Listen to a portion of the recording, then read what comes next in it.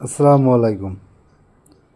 রোজার 3 দিন গেল, কিন্তু সবাই দেখতেছি রোজার ইফতারি ভালো ভালো খানা দানা ফেসবুকে এবং সোশ্যাল মিডিয়ায় আপলোড দিতেছে।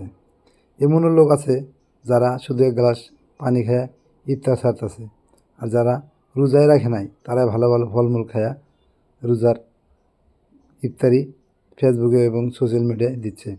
তো প্লিজ দয়া করে রোজা রাখুন বা না রাখুন সেটা বড় একটা কথা না, কিন্তু ইফতারিগুলা আপনারা ফেসবুকে আপলোড করবেন না, কারণ যারা প্রকৃত রোজাদার কেউ কেউ এমনও আছে শুধুমাত্র এক ফোঁটা পানি মানে জল খেয়ে ইফতার ছাড়ছে। তাদের এই ইফতারি ফটোগুলো দেখলে নিশ্চয় মনে খারাপ লাগে।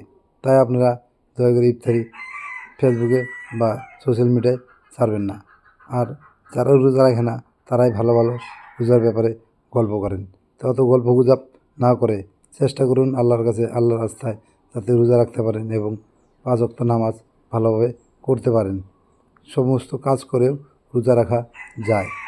দেখুন, যত গরিব মানুষ আছে যেরকম ঠেলাওয়ালা রিক্সাওয়ালা তারা কিন্তু সত্যি রোজা রাখে। রোজা ভালো ভালো ভদ্রলোকরাই রোজা রাখে না, কিন্তু বলেন ভালো ভালো রোজার ডায়লগ, বড় বড় দাড়িও রাখে কিন্তু রোজা রাখে না।